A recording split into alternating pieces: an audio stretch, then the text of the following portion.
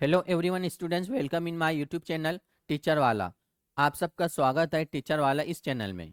क्या हो मास्टर साहब, अब चिंटिया बनेगा मास्टर और चिंटी भी बनेंगी टीचर। तो माय डियर स्टूडेंट्स, आज के वीडियो में हम डिस्कस करने वाले हैं उर्दू में हमको 25 प्लस नंबर आते हैं, जबकि इंग्लिश में हमको 20 के नीचे या 25 के अंदर नंबर आते हैं। तो ऐसा क्यों होता है? तो इसके कई वजूहात है, लेकिन इतना समय नहीं है कि हम इतने तमाम चीज़ों को क्लियर कर सके। 2 दिन बाकी है, फिर भी जो बेसिक बेसिक चीज़ें हैं वो पढ़ लो। सबसे पहले आप लोगों को एनिमल्स की साउंड, जानवर की जो आवाज़ होती है, जानवर के बच्चों के नाम और जानवर कौन सी जगह रहते हैं, ये मराठी में भी पढ़ो जिन्होंने मराठी लिया है, उर्दू में भी पढ़ो जिनका उर्दू है, और इंग्लिश में पढ़ना तो कंपलसरी है। 2 या फिर 3 नंबर, 2 या 3 नंबर आपके 100% आते हैं। एक बात।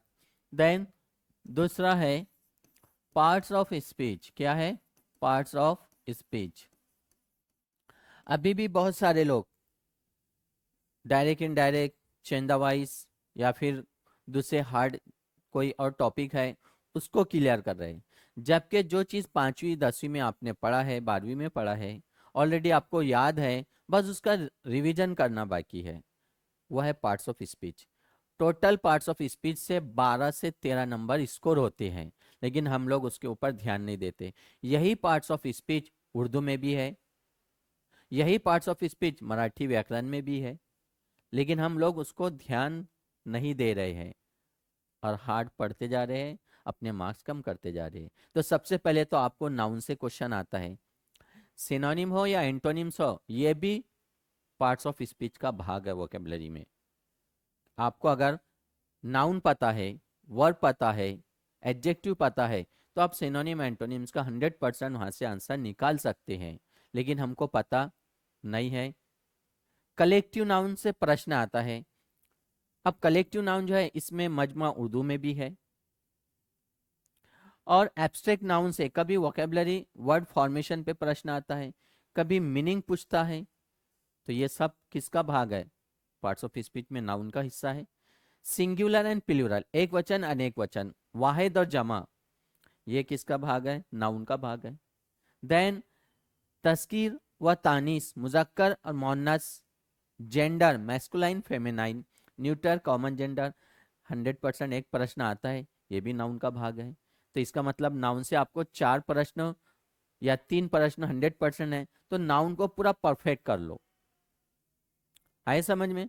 देन एडजेक्टिव, आपको एक क्वेश्चन ये आता है कि identify the correct parts of speech, या फिर कोई वर्ड दिया होगा उसको पहचानना होता है, नाउन है, एडजेक्टिव है, प्रोवर्ब है।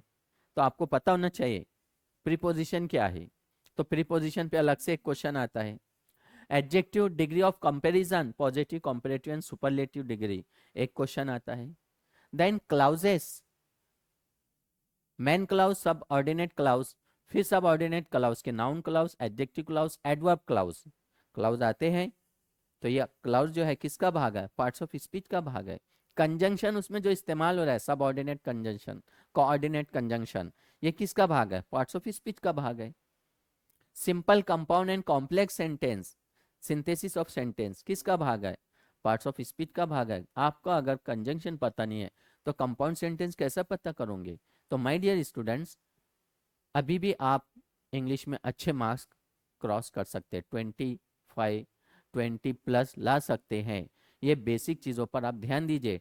जो टेस्ट सीरीज सॉल्व कर रहे हैं आप लोग, उसमें कौन से इसमें आपको कम मार्क्स आ रहे हैं, वो पार्ट्स को स्ट्रॉन्ग कीजिए। और इंग्लिश में आपको सबसे ज़्यादा ध्यान देना है पार्ट्स ऑफ स्पीच पर, क्योंकि जो नॉट ओनली बट ऑल्सो है, एज सुन एस है, नो सुनर देन है, ये सब किसका भाग है? पार्ट्स ऑफ स्पीच का भाग है।